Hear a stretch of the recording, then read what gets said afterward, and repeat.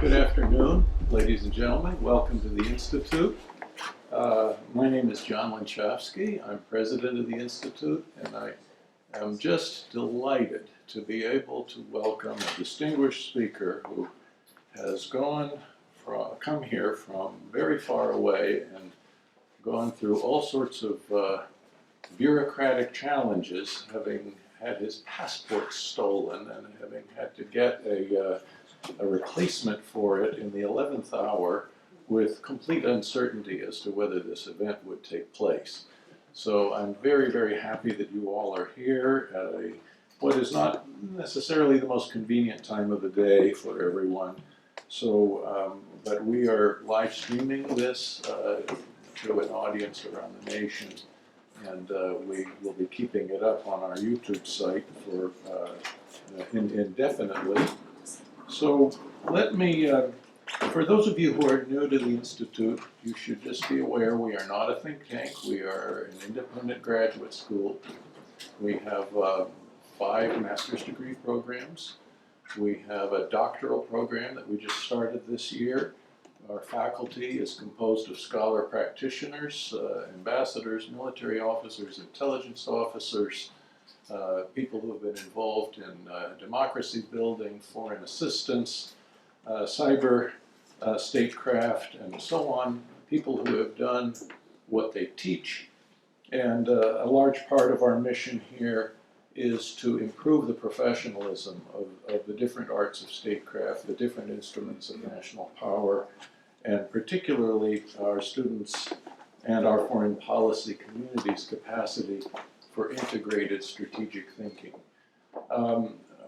We are particularly pleased to have Yoram Hazony here today with us, who has come all the way from Jerusalem.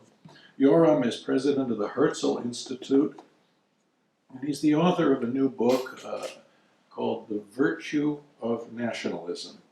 It has just been released, is that correct? It's just been published?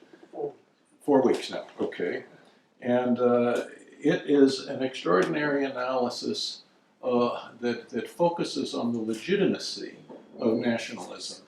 And from my point of view, you know, we here at IWP are not an advocacy organization. We do not promote policies, but we are concerned about the different instruments and mechanisms and philosophies that augur to the effectiveness of our national security policy. And one of the things that is absolutely vital in any national security effort is national unity, even in a multicultural, multi-ethnic, multi-confessional country such as our own. And I believe that the secret to the long-term success of our ability in America and the success of so many other countries in their security efforts lies in their ability to maintain some kind of cohesion, some kind of unity. I believe it is possible to do this without nationalism being chauvinistic, exclusivistic, intolerant, and so on. I believe it is possible to create national unity that is morally ordered and inclusive. And so Yoram has issued now an analysis which is really contrary to so much of the conventional thinking in this business. And I think it's a very, very welcome addition to scholarship and with huge implications for public policy. Yoram's other books include The Philosophy of Hebrew Scripture and the Jewish State, The Struggle for Israel's Soul. So those are 2, The Philosophy of Hebrew Scripture and the Jewish State, The Struggle for Israel's Soul. His essays appear frequently in the Wall Street Journal, the New York Times, and other media, and he has recently written articles on What is Conservatism, The Dark Side of the Enlightenment, and Jordan Peterson and Conservatism's Rebirth. Yoram, the floor is yours. We are honored and delighted to have you with us. Thank you.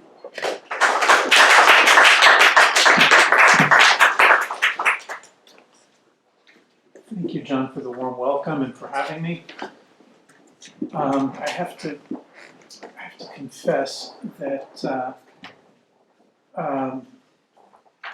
when I wrote The Virtue of Nationalism, I thought that I would be writing something explosive that would kick up a storm. And flying into the United States, I've discovered that the United States is facing possibly the greatest storm of the century on the southern coast, and at the same time, possibly the greatest storm of the century in Washington. These are two different storms. And so I find myself in an unaccustomed and odd position in that it may be my job not to stir up more trouble, but to try to calm things. Which, as I say, I'm not so used to doing. I don't know whether I'm going to be particularly good at it, but it may be that that the effect of what I have to say will, in fact, contribute to calming things. Let's give it a try. So, this morning, Americans are debating civility. The question of whether it is true or not that one cannot be civil with a political party that wants to destroy what one stands for. Now, I hope it goes without saying, but apparently it doesn't, so I'll say it anyway, that most political parties want to destroy what the other party stands for. That's the reason that there exist political parties. And the unwritten agreement, sometimes written, sometimes not, among political parties in democratic countries is that much as they may detest one another and what one another stand for, there are things that are more important than winning this battle, or even the next 10 battles, or maybe even the next 100 battles.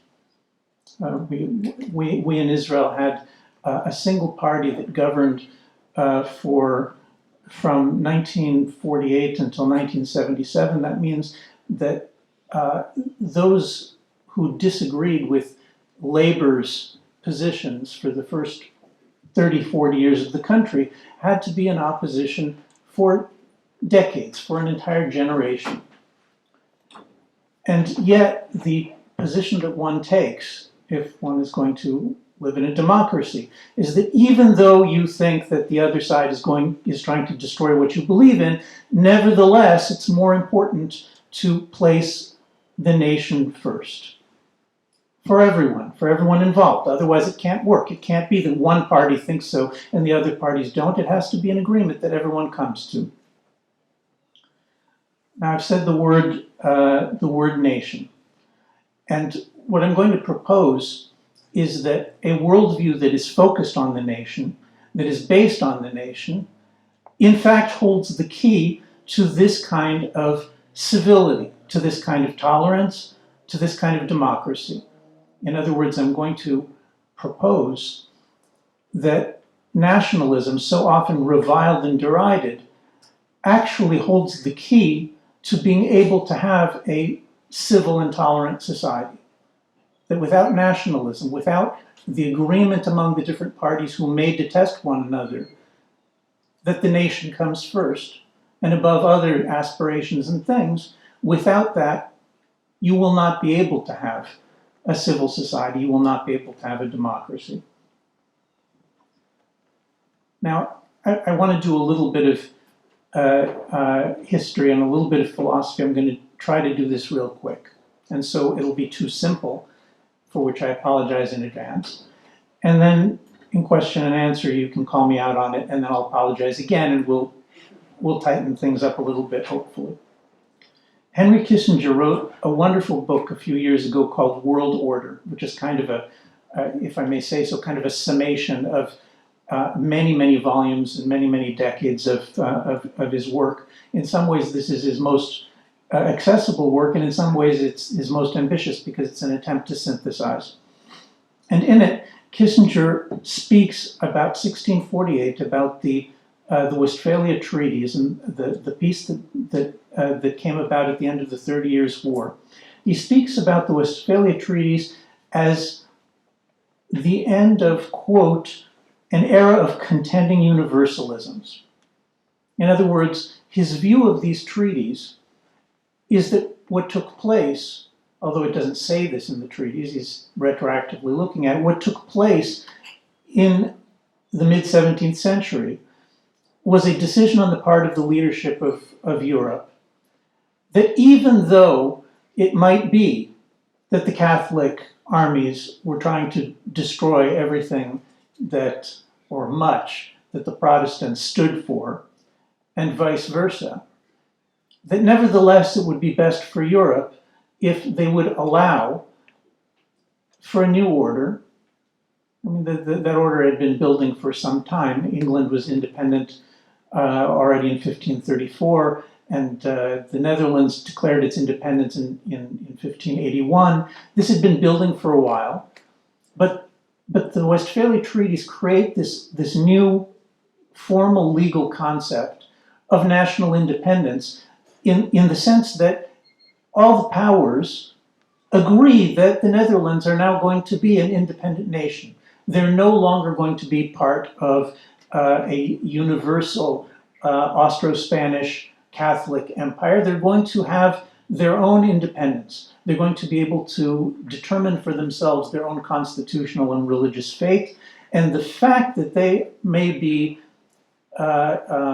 deplorable from someone else's perspective is not itself going to be a cause for war anymore. Kissinger's argument is that if you look earlier and you look at the ambition of the Holy Roman Empire to create a Christian republic that will span the entire earth, or the ambition of the Ottoman Empire as the Caliphate to create a single Muslim ummah, country, nation that will cover the entire earth, that as opposed to these contending universalisms, there's going to be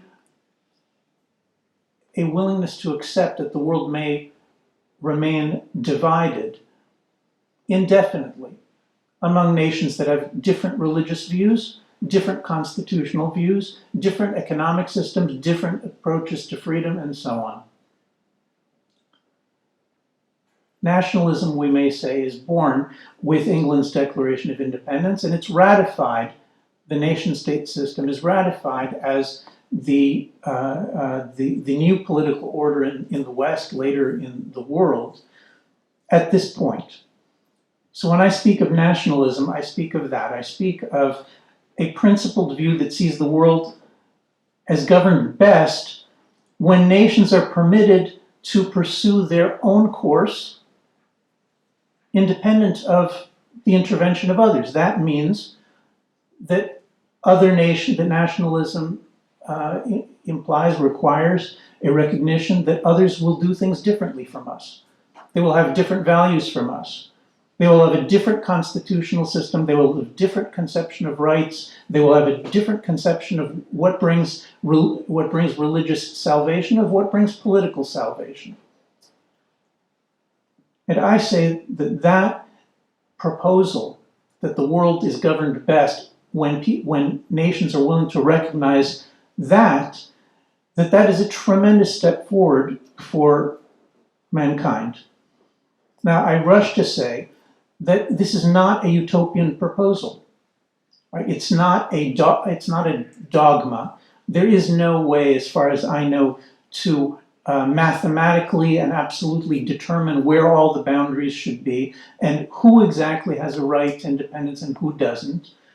There is no way to come up with a permanent solution to war on this basis. What it does is it seeks it campaigns to try to get as many nations as possible to renounce the opposite of nationalism, which is imperialism.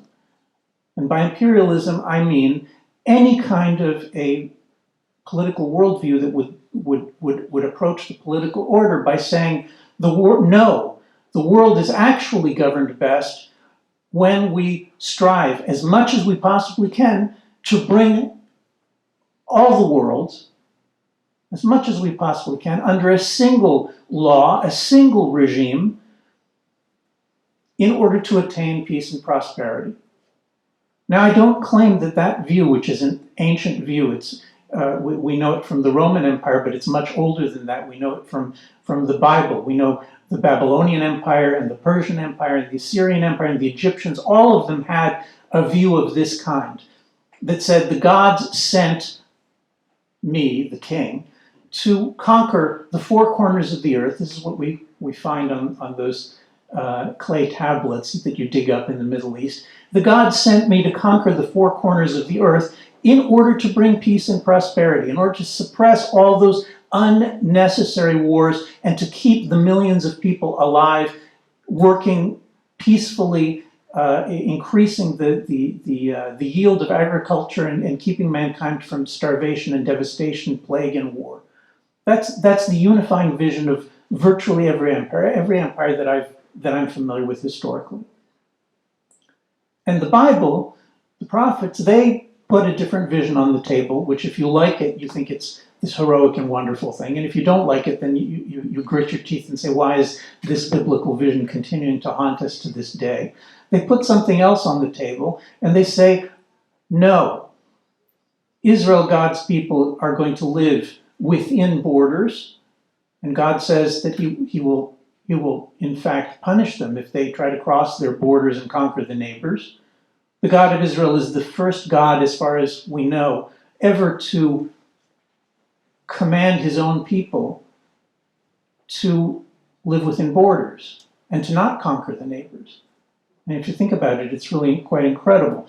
God, creator of heaven and earth, talks to Moses, and even though we presume that, this God probably thinks that he knows what's good for the entire earth, he gives Moses responsibility for only a single small territory and commands him to leave everybody else alone.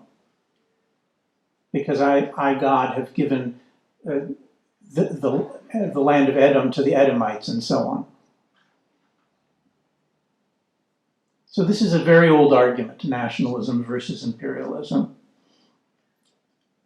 And I say that the experiment, and it's certainly not been an experiment that's worked in every way, but the experiment beginning in the 1500s and the 1600s in Europe to take this biblical vision of a world of independent nations and actually apply it, that it's done us a lot of good.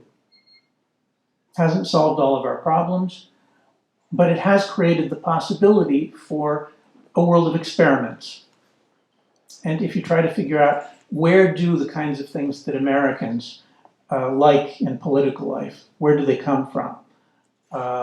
Limited government, rule of law, a respect for the rights of the individual, a concept of rotating political parties, which is in fact a kind of shared government among people who may really not like one another very much. All of these principles are, and I should add the free market, we can keep going. All of these principles arise within the framework of Western European national states, and particularly those who are excited by the Old Testament, by the Hebrew Bible, and by a Protestantism which wants to take that and implement it. It's in Holland, in England, in Scotland, among the Swiss, among the French Protestants that we find the development of all of these different kinds of rights that are familiar to us. All of them are descended from a nationalist experiment. An experiment by people who say, we're different, we have different traditions. Our traditions here in Holland, they're different from those of the Spanish. Read the Dutch Declaration of Independence, and you'll see they say, our traditions are different from those of the Spanish. We want the right to be able to pursue them ourselves and see where they go. John Stuart Mill, among others, argued that it's the variety of nations which has made Europe so advanced. The fact that European nations have been diverse, that they allow each other to do different things. And in a time when diversity is touted almost everywhere as a key value, it's astonishing that people don't easily come to the conclusion that if diversity is a value, then surely the idea of diversity of nations, that different nations have different ways, different constitutions, different traditions, that they should be permitted to pursue them, that idea is reviled and considered to be dangerous.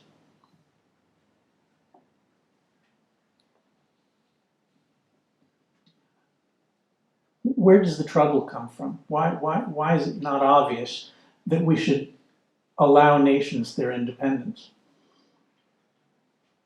Well, it seems that even in America, which began as a classic national state, with the argument that it has its own special traditions and its own unique way of approaching life, and that it should not be ruled by some foreign empire. Right? Even in America,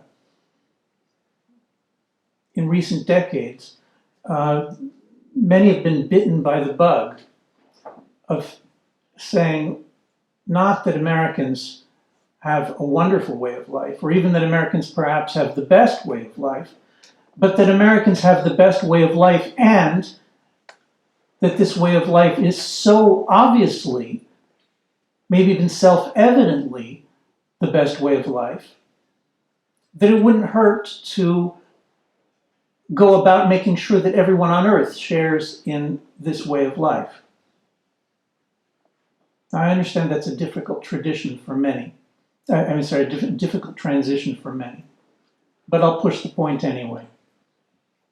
We all know that imperialism did not end with Catholic imperialism or Islamic imperialism. We have all sorts of imperialisms in the modern age that are not those traditional imperialisms. Most recently, we had Marxist imperialism. We had Nazi imperialism. And make no mistake, the Nazis also had a view of how the entire earth should be ordered so that it would be for the best for mankind. It's also, sick as it is, a political salvation theory for the world, just like communism is. Now, there are other forms of political salvation creed, and they may be nicer. If I have to choose between the liberalism of my friends who want to see the entire world brought under liberal order, if I have to choose between that and a communist imperialism, not to speak of a Nazi imperialism, then I don't have any question whose side I'm on. I don't have any problem saying that my friends who want to impose a liberal world order on the planet, that they are my friends. I respect them. I know they mean well. And nevertheless, I think that their ambition is foolish and destructive. John Stuart Mill, who's often accused of imperialism, and for good reasons, writes something remarkable about British rule in India at the end of his Considerations on Representative Government. Read the last chapter. Almost nobody ever reads it. He argues that there is no chance for anyone in England ever to know what's good for India. People don't have time.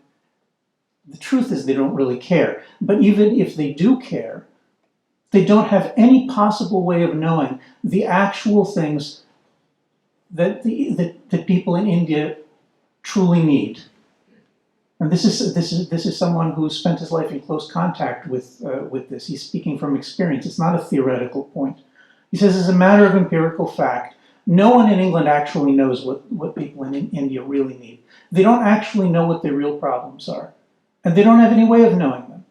And if they try to find out, Mill argues, then what happens is that they'll talk to certain people in India who represent certain perspectives, who represent certain parties, who represent certain interests, and they'll believe that they understand what's going on in India, but they still won't understand what's going on in India. And so the only chance of actually having the good of the people of India taken care of is if somehow you could get to a situation where the people of India would get to determine it. As long as the people of England are doing it, you have no chance. And as if this argument were not sufficient as a piece of theory, I think it's a pretty good piece of theory. As if it weren't sufficient, today we have the European Union reenacting the entire experiment in real time, in real life.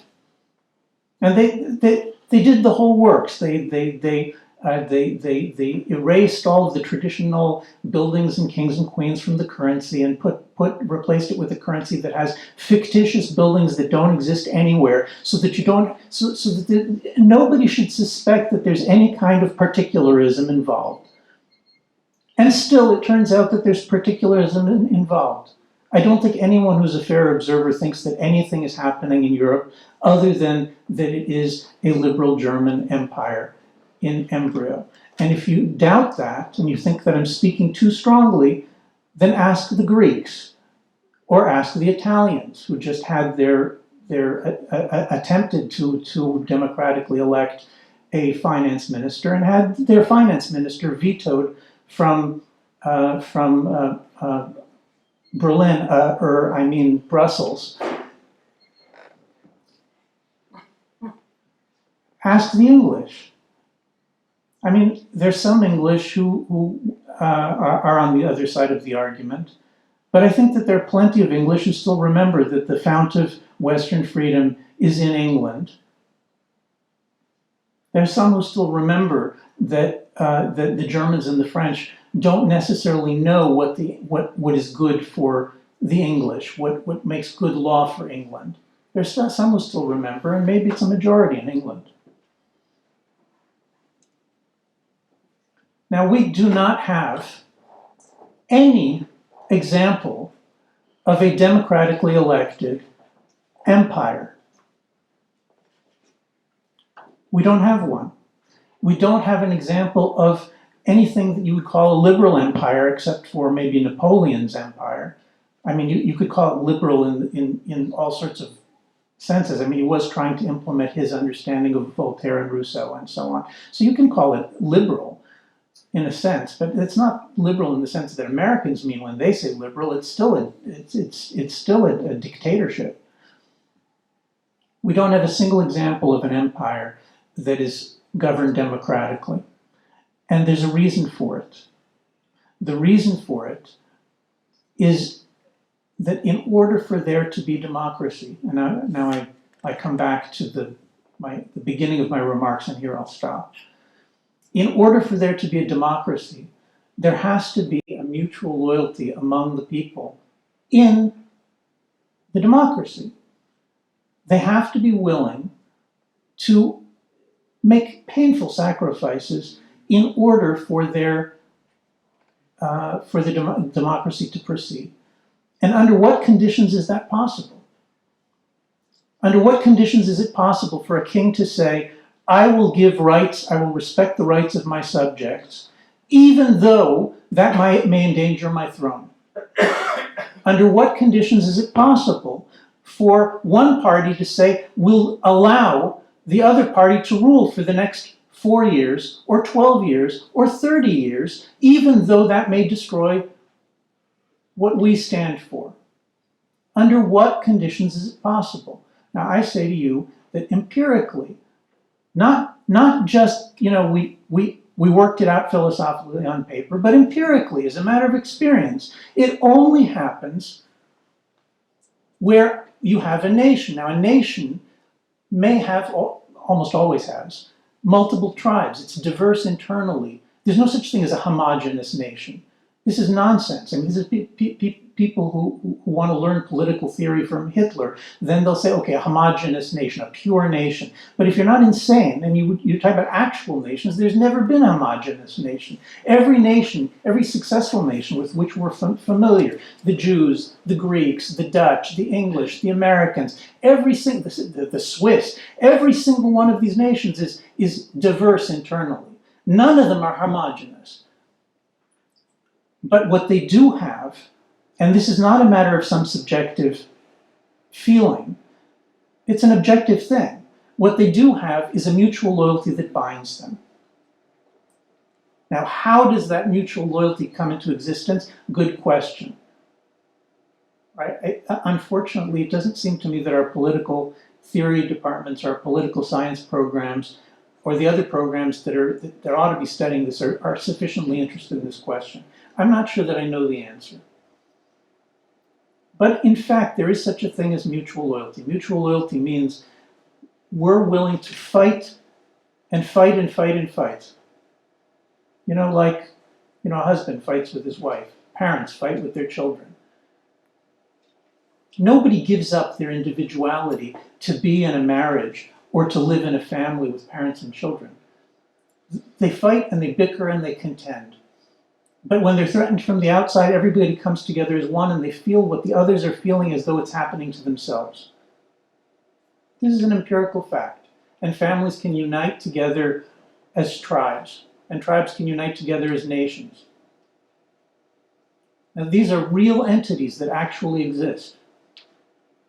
We know what it's like because we're watching America destroy its mutual loyalty right now.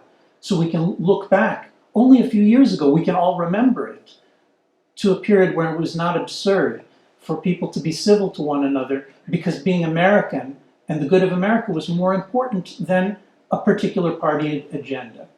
No matter how much we hated the other side, we can all remember it still. But we're watching it dissipate. John spoke about cohesion. That's another wonderful word from John Stuart Mill. Sidgwick also uses it.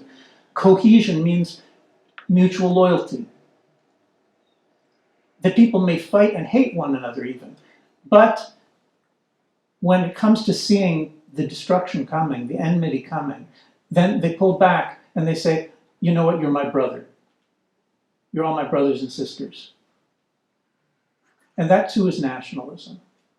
To say, on the one hand, our nation is independent from all others. On the other hand, in order to maintain that independence, which is extremely difficult to do, in order to maintain that independence,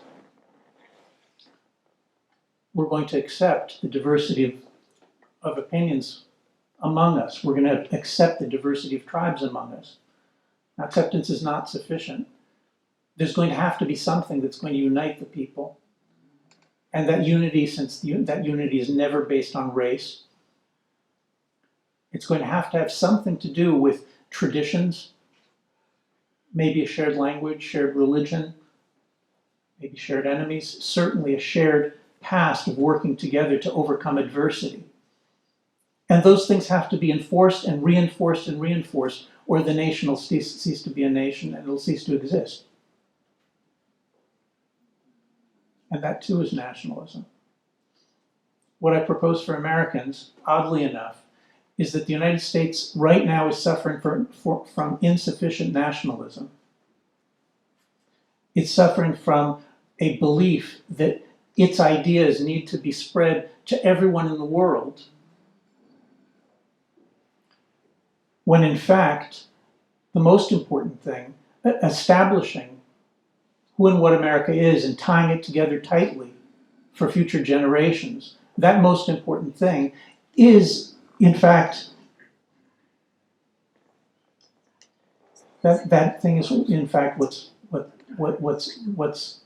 missing.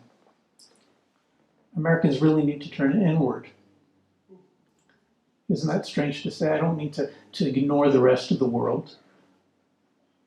But can't you see that America really needs to be taken care of by the best people that it has right now?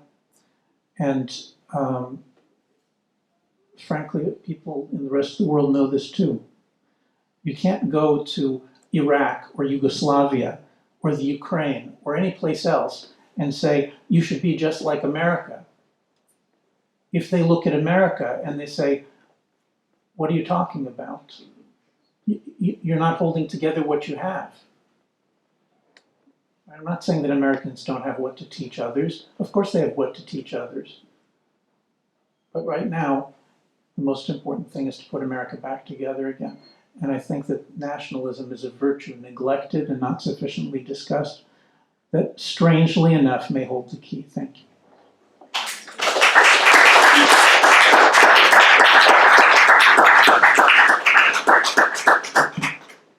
Let's take some questions.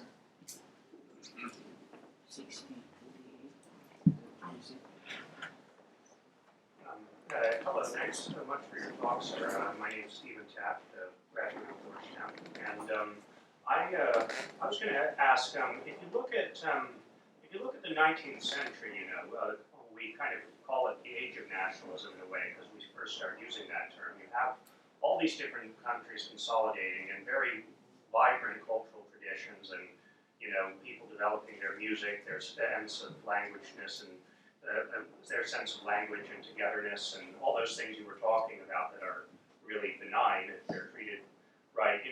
That doesn't look like such a bad world, really, by compared to the next century. And I mean, and it seems like even the fighting and the rivalries were carried out on a much more sort of benign, civilized level than they were in the following century. I mean, no one was talking about mass extermination of each other, or when they have their war, they sit down around a conference table, they draw some lines, and then they all go off to a ball and wearing pretty much the same clothes, and really no hard feelings. So what was it that sort of changed about nationalism from drawing a line from that period to what the founders of Israel were running away from in the late 1940s, and what changed that, and if something changed, or if it didn't, does that reflect on kind of the underlying nature of nationalism and something we have to be concerned about?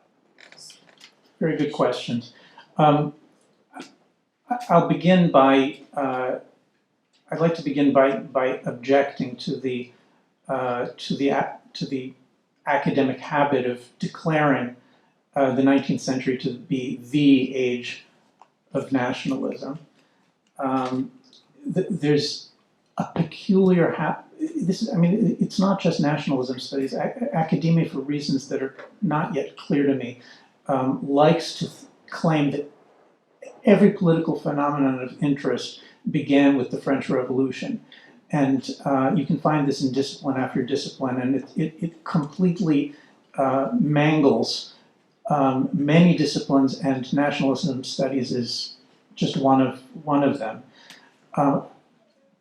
Nationalism cannot be understood without focusing on the new idea of national independence.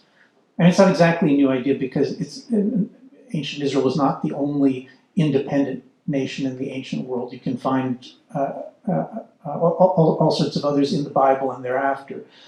But the modern concept of the legitimacy of national independence, which is in fact what we celebrate on the 4th of July. Right? What are these church bells and barbecues about? What they're about is this new idea of the legitimacy of an independent nation that does not have to answer to the Holy Roman Empire, and does not have to answer to the British Empire, and does not have to answer to the Pope.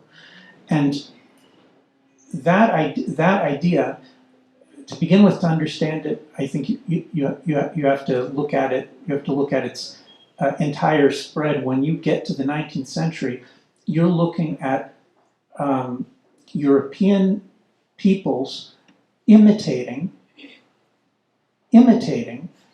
the Dutch, the English, and the Americans, and so on. And that imitation has all sorts of peculiar twists to it. One of the twists that's strange about continental nationalism, as it tries to imitate the Anglo-American nationalist tradition, one of the things that's strange about it is that it gets mixed up with utopianism. I mean, if you read Mazzini and so on, I mean, he's a very, he's a nice man and all, but he actually thinks that he's about to bring peace to the earth.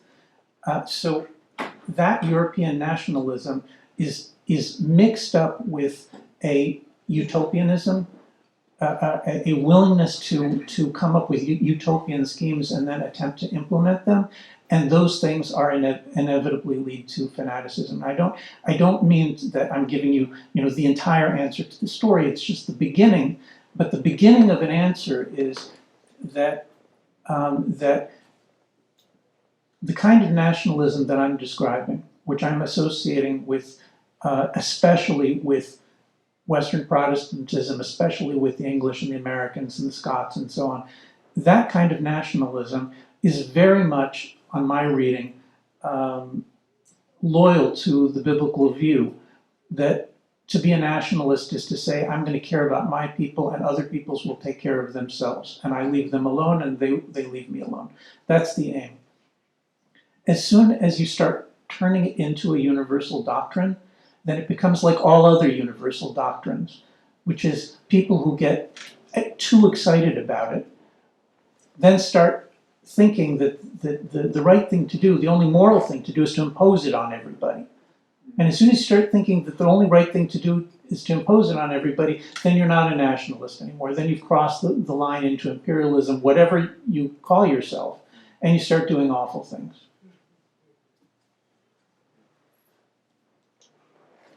April Hardy, unattached to an institution at the moment.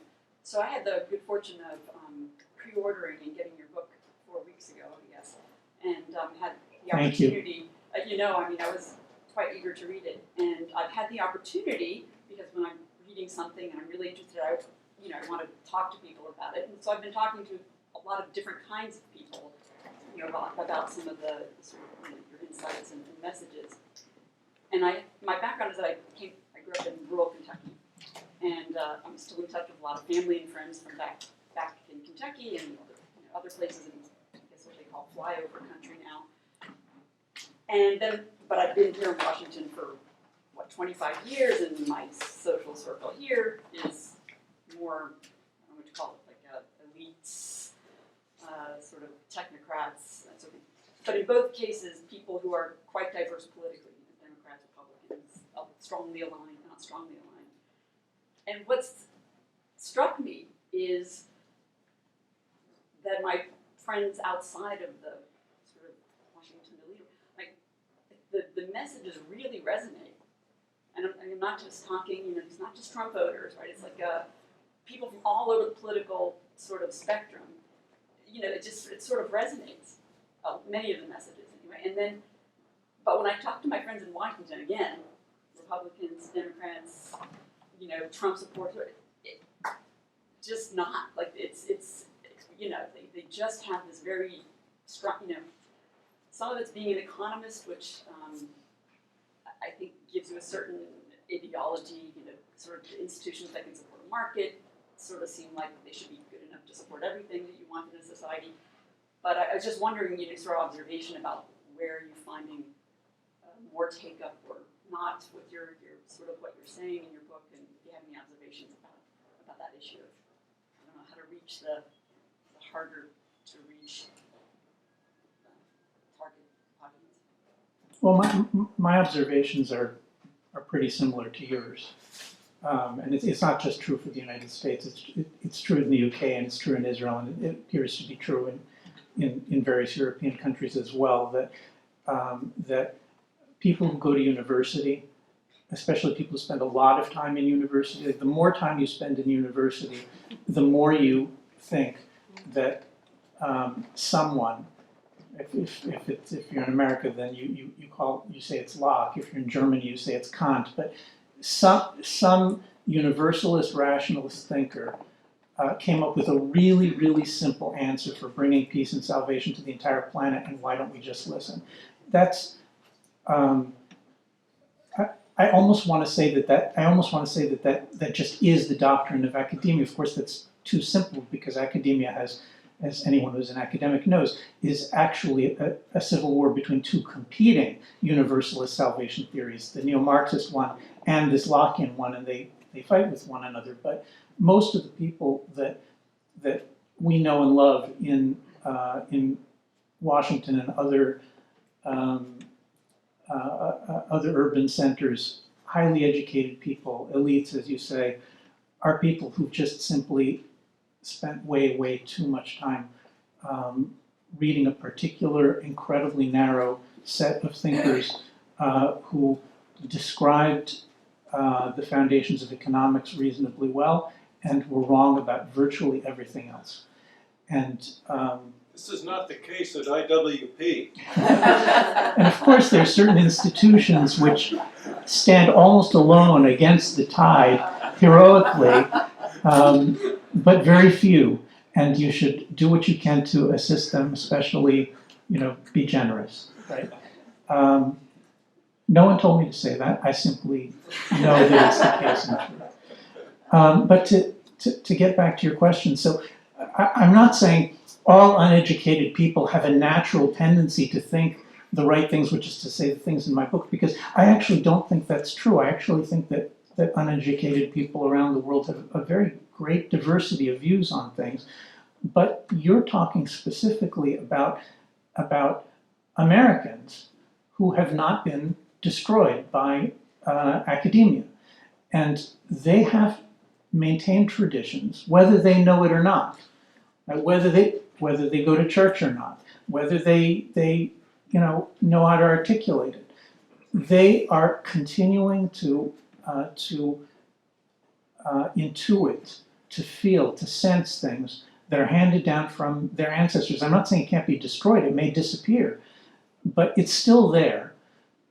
And what I try to do in the book is to put a name on it. The name is it's a worldview it's a kind of Old Testament oriented Protestantism, right, which is very, very different from let's say German Lutheranism, which is also Protestant, but it is much more New Testament oriented. This is an Old Testament oriented Protestantism, which, because of its interest in the Old Testament, has a very strong sense of what the nation is. Right? The Hebrew Bible, if you open, forget the Hebrew, I mean, of course you should all learn Hebrew, but until you do, take the King James Bible and just do a search for nation and people. You'll find that there are thousands of instances of nation and people in the King James Bible. And they describe a particular kind of thing, that A, this nation is the center of political life. B, it's your highest loyalty other than God. C, it's composed of tribes. D, it's not based on race. Right? Ruth the Moabite becomes an Israelite by saying your people is my people and your God is my God. And people who have these intuitions handed down, they have what I consider to be a very, very healthy sense of, let's worry about our people. Let's take care of our people, the entire people, right? And it doesn't have to be about race. I mean, this is one of the worst things about the United States right now is on all sides, everybody constantly talking about skin color. And I don't know if you remember, 30 years ago it wasn't like that. It's very, very, it's very disappointing, to say the least.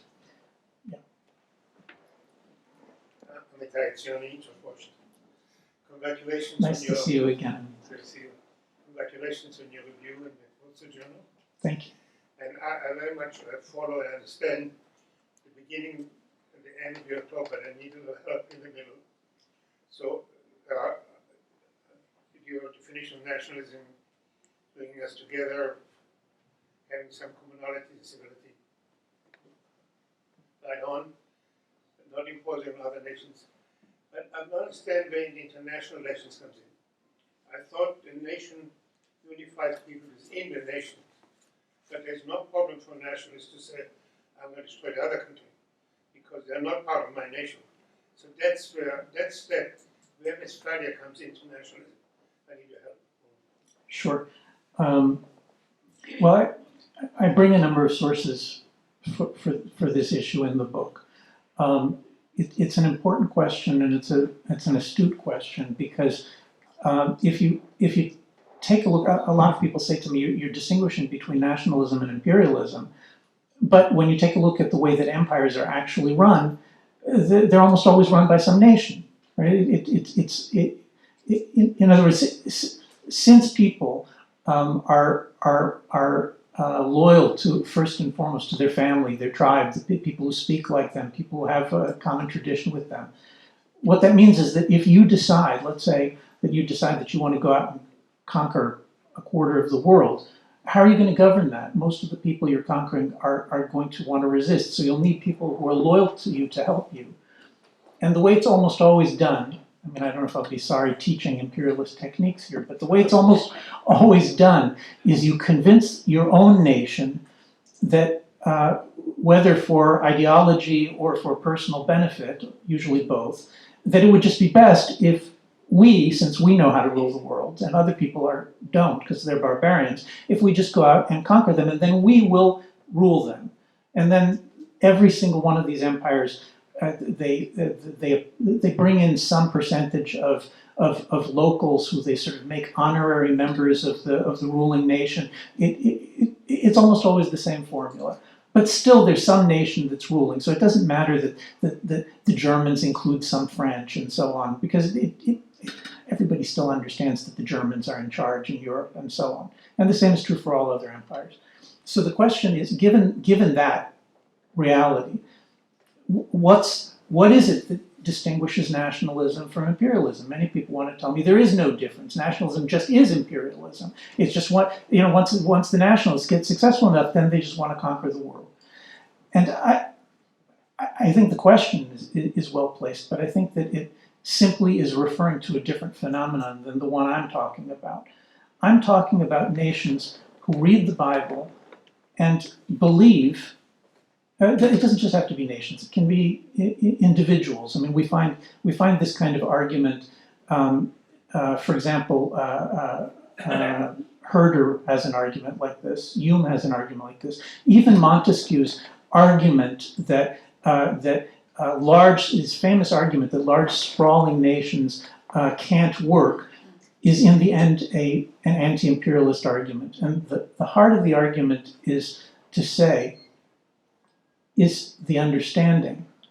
And here I'm simply going to assert that many people in history have understood this, that when your people has to take on the occupation, the rule, the imposition of your ways on many other distant nations, what happens to your leadership, and when I say your leadership, I don't mean just, the top 20 people, although that's true also. I'm talking about the entire ruling elite of the country. All of the most educated and most powerful people get sucked into having their minds turned to an infinite series of problems of how to deal with the problems of other nations.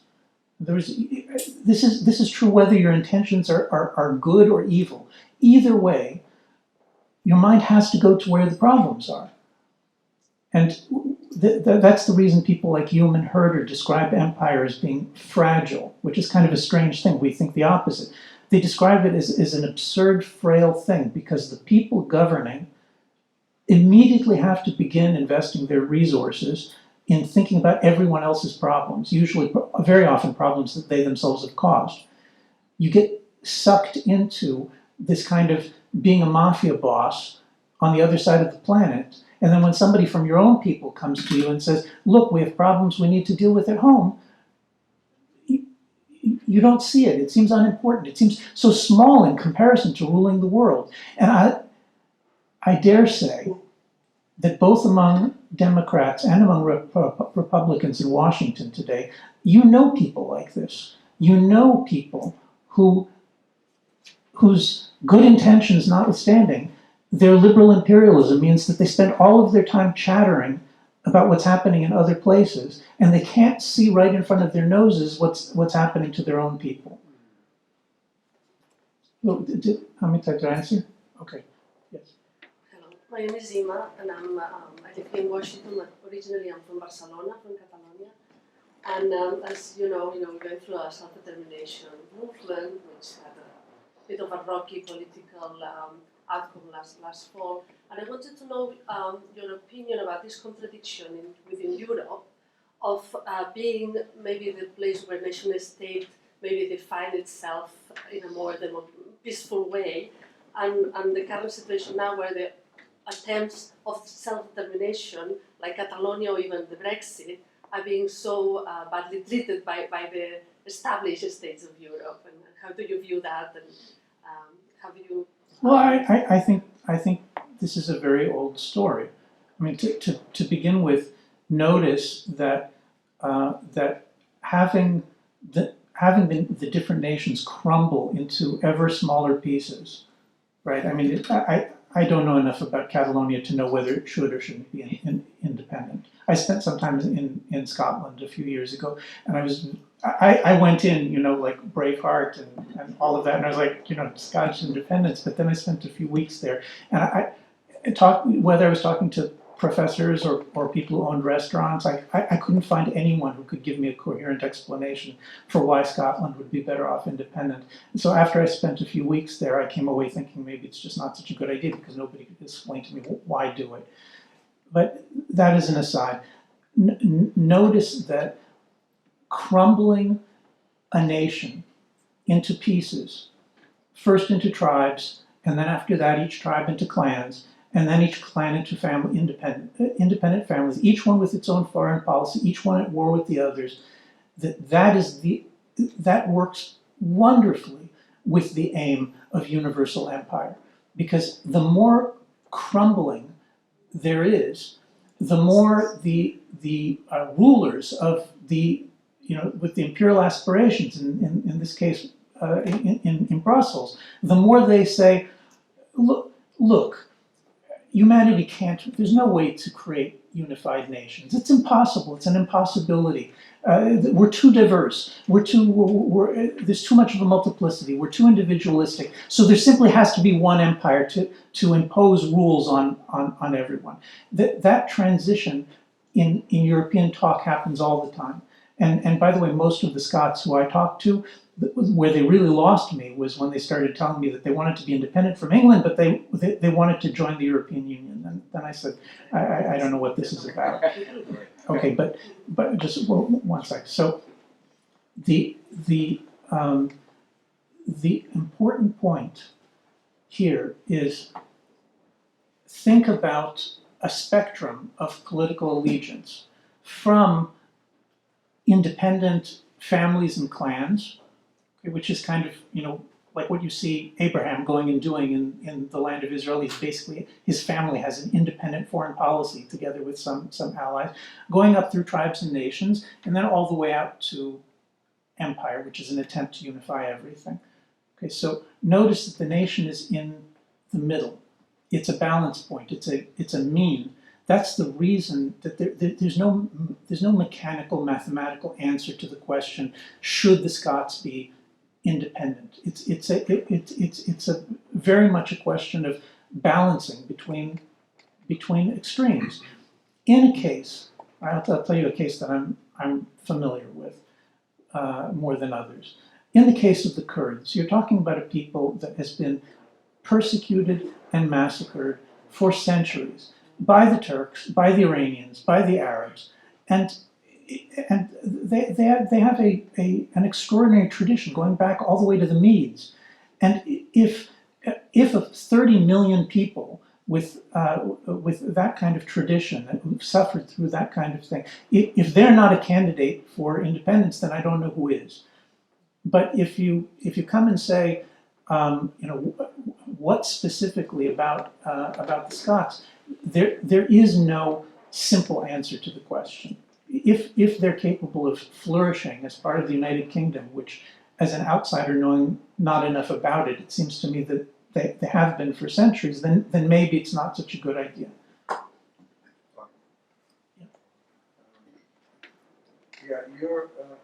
My name is Yoram Hazony, and I'm formerly living with Radio Liberty in Paris and Europe. First of all, your book is much welcome and long overdue. Thank you. You know. And I agree with you almost completely about the fact that there is a positive side to nationalism. And I think it's best reflected in, you mentioned Herder, some of Herder's views of nationalism. It's simply love of your country, your history, your people, and language. You know, the point that it stops being liberal nationalism is when it leaves its borders and tries to impose its views on other neighboring people. Okay, and there's one good example of what you said, that nationalism is often created by a shared enemy. And I'd like to point out the case of Ukraine, where since 1991 Ukraine has been independent, but it has been divided. The moment Russia invaded Ukraine in 2014, it unified the country like Putin unified the country more than that they could have reunified it in the last 300 years.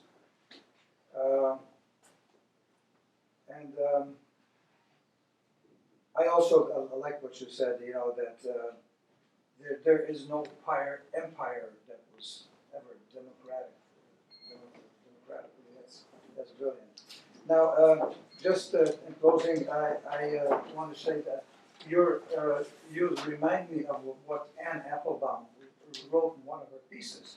She said, before you can have democracy... Are you sure? I was surprised. Before you can have democracy, you have to have nationalism. I was... Yes. Okay, but there is a similar view. The Kantians also say, before you can have democracy, you have to have nationalism. But what they mean, and I don't know what Anne Applebaum means, but but there's a very common view that says, first you need to, Kant describes this very clearly. There's a very common view that says, first we begin as tribes, every family, every clan killing the others. Then we achieve a certain amount of enlightenment and we unify as nations. We stop the wars among the clans, and now we have a nation and we have wars among the nations.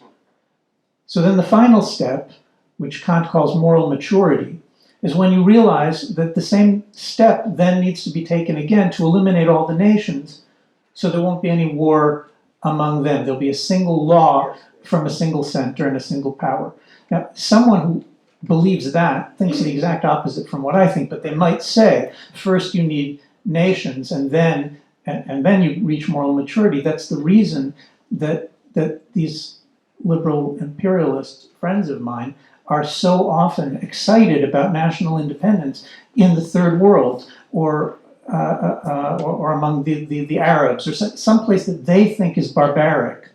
And this is sometimes very close to racism, that they just think, well, those people, they say, they're not capable of self-determination. We have to allow them to move up first to reach self-determination, and then they'll get enlightenment, and then they can be part of, of the international European Union. Okay. Yeah. Sir, thank you for your talk. I'm probably the opposite of what you said. As an Irishman who spent 4 years in the Netherlands, spending $3,000 a year on my undergraduate degree, spending 1 year in Paris. How much did you spend? $3,000 US per year on my undergraduate degree. And that's quite common across the European Union. So you probably don't resent academia as much as I do. Well, I wouldn't have gone to, shall we say, the highest level of college. However, college was accessible to someone like me who perhaps didn't spend enough time in the library in high school. And having spent 1 year in Paris and having just arrived in DC, on Monday, I disagree with kind of the words you use to describe the European Union. I do not think it is perfect by any means. However, as someone who has been a direct benefit of harmonized rules and regulations, benefits of travel, unknown towns that become accessible, and tourism flourishes. And I spent 6 years getting a train to high school, 45 minutes over, 45 minutes back. 90 million euro of the money that was invested came from the European Union. And the European Union makes significant investments mentioned Greece. You mentioned Greece and Georgia. I do think that they were treated quite badly by the EU. However, you have to put into context that Greece, for many, many years, suffered from chronic corruption and bad administration and poor governance. I wanted to ask you in terms of, I mean, I'm someone who, I work in an international organization, the European, all that. With the upcoming challenges facing the world, such as climate change and artificial intelligence and cybercrime and so on, I wanted to ask how you think nationalism will deal with those issues, and will they deal with those issues better than collective communication, the European Union, international organizations, and so on? Sure. Well, look, first of all, I don't mean to be insulting. No, I mean, what? No. Well, I haven't said it yet. Let me. Okay. No, I'm going to say something that's going to sound just a little bit mean, but I don't mean it meanly. I really don't understand. I very often get to speak to people roughly your age who've grown up in Europe, and I would say invariably, almost invariably, the first thing they start talking about is how much they've benefited from being able to travel to different countries and go to different towns that they didn't know. And I just find it remarkable, and if you want to respond, you can, but I find it astonishing that people should think that in all the previous ages of the world, people couldn't go to other towns and other countries and benefit from being in them. I mean, if you read the classics, Greek, Jewish, Roman, people are traveling all the time, and we're just not talking about that issue. That's not the question on the table. The question is there such a thing that's desirable as a diversity of traditional legal institutions, a diversity of cultures that are not simply superficially diverse, but are profoundly diverse among mankind, so that we understand that that's a good that we would like to support. If that's a good, then in order to pursue it, we have to allow different countries to pursue different things. That means that sometimes they will be wrong. Now, I don't have any problem with. I mean, I'm happy to hear that you don't have any problem recognizing that maybe the Germans were wrong in their treatment of Greece. But the issue I'm putting on the table is, why should we be in a position of having to argue about whether the Germans were right or wrong in determining what kind of government is going to take place in Greece? Wouldn't we be better off if the Greeks made their mistakes for themselves, and then if they screwed it up, then everyone could look and see that the experiment that the Greeks pursued was unfortunately disastrous? Why does an experiment have to be over dozens of nations? Traditionally, Anglo-American tradition has recognized that wherever you want freedom, you need to allow multiple centers of power. So people are taught this in high school with regard to the government of a single state, that there should be multiple branches of government that compete with one another and represent different interests, because only in the competition do you prevent there being such an accumulation of power that one branch becomes tyrannical and imposes itself on everyone. The same thing is true internationally. If you work consistently to eliminate the multiplicity of powers, as I quote Vattel in my book, he's a crucial thinker that unfortunately people don't seem to remember so well these days, 17th century political theorist, one of the founders of international law. His argument is the multiplicity of nations, the reason that we maintain the balance of power, the reason that we prevent consistently the conquest of one nation over the others, is so that there will not be a single law imposed on everyone. because that eliminates competition, diversity, and ultimately freedom. It's a formula for eliminating freedom. That's the objection. Do you want to respond to my insulting objection? People have said far more insulting things to me. Now. Okay. that's really just. But no, what I wanted to just, the question, the end of what I was with the upcoming challenges facing everyone around the world, whether it's climate change, whether it's the incredible transformation going through with artificial intelligence. I remember, yes. So I'll just say this very simply. The idea that any major problem, you're talking about huge problems that combine problems in science with problems in political theory, with economics and so on. Historically, problems in science and problems in political theory have been resolved to the extent that they are ever resolved. They are resolved by the competition among independent nations. Newton competing against Descartes out of a belief that Cartesian rationalism is a French corruption and an abomination, and that the English need to save thought for mankind, or if you like the universities, then you could say the Prussians looking at the decadent university system as it existed in Europe prior to the Prussians coming to save academia. I mean, you can take that either direction, but this kind of competition is what creates the possibility of breakthrough ideas, new initiatives, new ways of thinking. The last thing we need facing large-scale problems that affect the entire planet, the last thing we need is a single centralized bureaucracy that one government for the world is going to sit there with its groupthink and come up with one answer, right? If we do that, then for sure we'll never solve the problems you're talking about. Yes. Would you care to comment about rising China, which is imperialism? Good question. Look, China is a very interesting example. It was certainly imperialist in some stage. I don't know enough about domestically the extent to which China has completed or has not completed the cultural assimilation of the many peoples that were once conquered.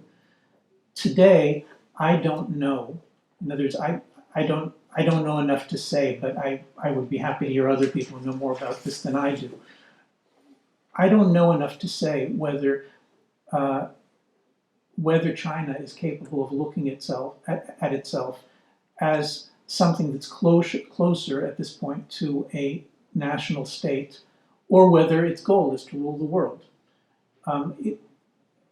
It's beyond my knowledge, but let me just emphasize. I'm not claiming that national states are not aggressive. They are, but people are aggressive. And since I'm not trying to solve for the problem of human beings being aggressive, I'm not saying that you're not going to get aggressive nation states. If you have a world of independent nations, some of them will be more aggressive than others. The claim that I'm making is that the interests of a nation are primarily the kinds of wars that national states get into, the English versus the Irish, the Jews versus the Arabs, the Indians versus Pakistanis, and so on and so on. Those kinds of conflicts, they may be terrible, they may be dangerous, and they cause immense suffering and damage and harm, but they're extremely small in comparison to the kinds of wars which you have when someone starts talking about how the entire world should be governed.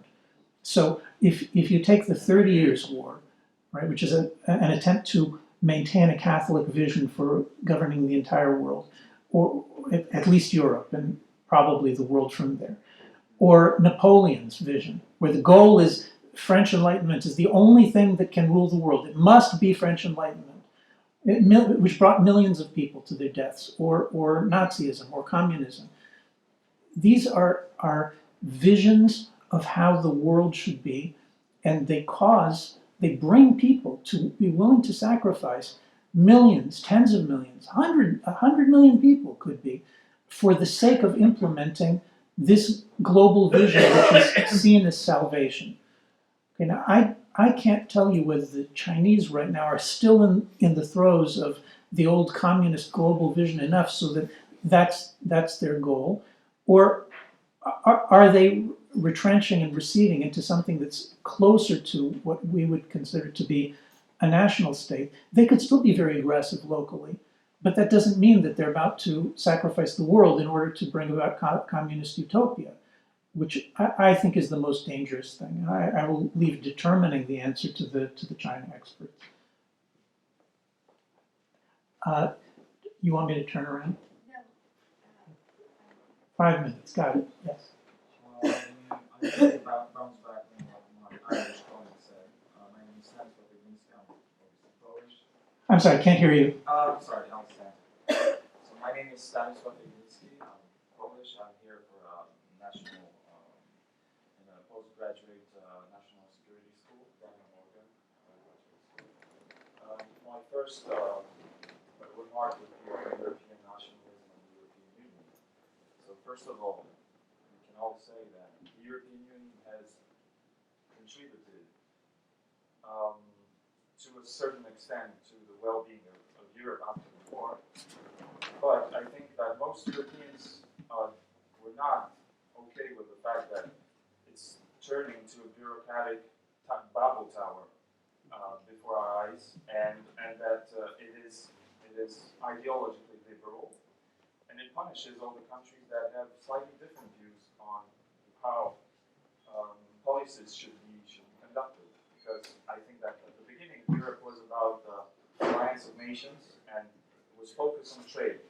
But then, interestingly, you had all those laws, more liberal, and that created a huge disconnect between the people and the political elites, especially that most of the European officials, they're unelected bureaucrats, for most of them.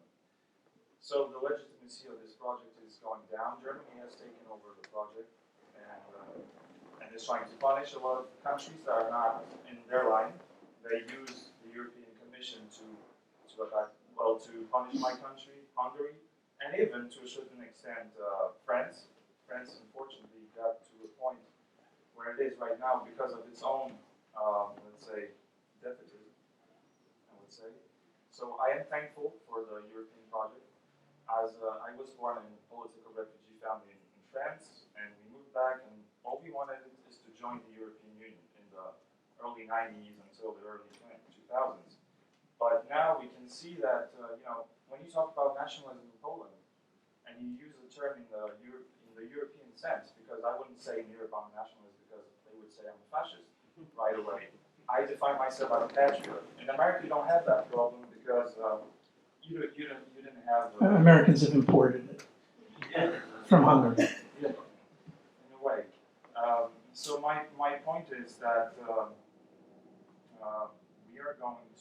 we are having basically, and that comes back to your point about why people are increasingly behaving in a, let's say, uncivilized manner. And it's because we're having two tribes that are being created right now, and they just read the content newspapers they like, and the internet, social media is helping them divide. We're having two clans talking different languages, and the core problem of that is that we're having elites and especially a language which is less and less about the common culture and good education. When you talked about the 19th century, I'm ending my point. You should give me five minutes. Yes, sorry. In the 19th century, There's a stern hand that's trying to end the meeting. In the 19th century, the elites were basically aristocrats. What's your question? To be part of the elite, if you were a bourgeois, for example, you wanted to imitate those people. Nowadays, you have grotesque people that think that they can act this way because television is actually enhancing those. Okay, look. I'm going to say something very important. I hope you'll take it home and think about it. There have always been grotesque people. They're not created by any kind of current thing that's taking place. Our records are filled with them. Human beings are not going to become perfect. They're not going to become angels. Our goal is to try to come up with something that is, as much as possible, tolerable. Now, what's surprising to me about your comments is that when you describe the European Union, you describe all the negative things about it. You describe it just the way I do, right? The things that you say you don't like about the European Union are exactly the same things I don't like about the European Union. Non-representative government, imposition of a liberal straitjacket in terms of what people are allowed to think and what countries are allowed to do, the ridiculous bureaucracy and so on. That's exactly my critique of it. But the European Union has always been like that, right? Since the European Union was created. Now you're talking about an earlier period when there were still independent countries in Europe. Before, you're talking about the 1950s and the 1960s and the beginning of the 1970s, when someone like de Gaulle or later Thatcher, when de Gaulle could talk or Thatcher could talk about a Europe of nations, they meant a Europe of independent nations, and they wanted economic collaboration. And how can I object to something like that? Try it if it works. If it's good for people, do it. But that's not the same thing as taking away the legal and economic and religious sovereignty, independence of countries. So it seems to me that we actually agree more than you're allowing, because the moment you go from a cooperative Europe of nations, which I only think good things about, well, that's not completely true, but which I mostly think good things about the way that you do, and we move towards the expropriation of national independence from the different countries and its relegation to an imperial center. The moment we get there, that's the European Union. It even changed its name. It got a flag. It got a currency. The European Union is exactly what you don't like. And you're right. Thank you. Okay.